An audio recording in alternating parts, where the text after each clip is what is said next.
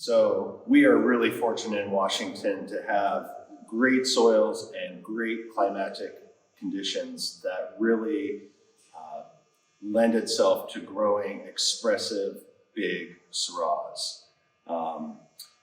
What's beautiful about our estate Syrahs is it has this old world charm, this earthy kind of dusty character, but then it also has this beautiful new world kind of big, punchy red fruit in with the blend as well. So now that we've talked about the origin of the wine, let's give it a taste.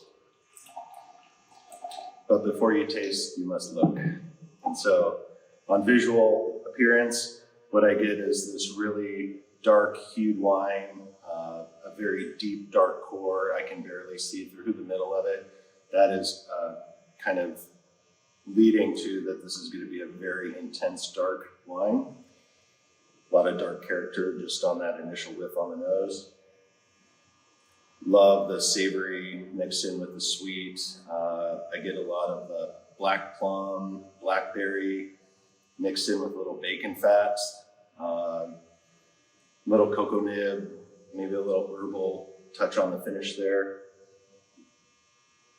I just want to smell this all day. Let's give it a taste though.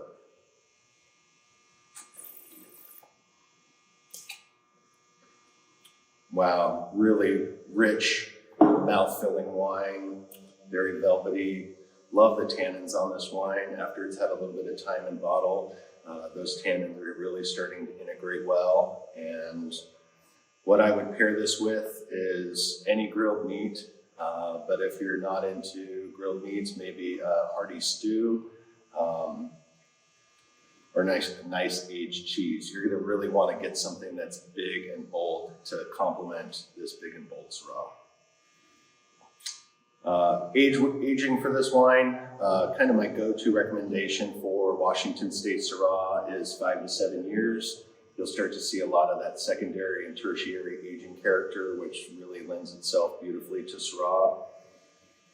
And I'm just really proud of our vineyard team. Sadie and her crew do an amazing job growing this fruit for us every year. So hope you guys enjoy the 2021, and we'll be right back with the 2022. All right, so now that we've tried the 2021 Estate Syrah, let's dive into a little bit more about the 2022 barrel sample you're about to try. So the main difference, looking back on the difference between this 2021 hot vintage and a 2022 cooler vintage, is the 2021 was picked almost all in the first week of September, compared to the 2022, which was picked almost in the last week of September. And so just that difference in vintage weather can really drive the style of the wine from year to year, and that's what makes wine so unique, is we get great ingredients every year, but based on the weather, those can lead to tiny changes in the wine. So looking at this one, again, very dark wine, beautiful hue to the rim. Again, so dark I can't even see through it.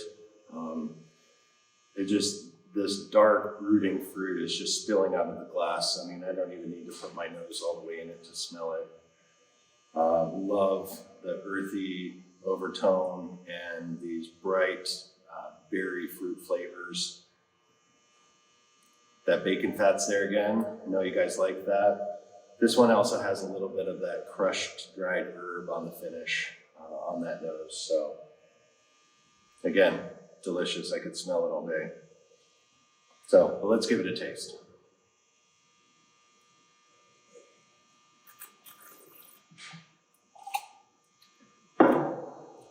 Yeah, this wine is already showing great balance. The mid palate is very round and full, and again, it's this persistent, lingering finish that just kind of continues on and on.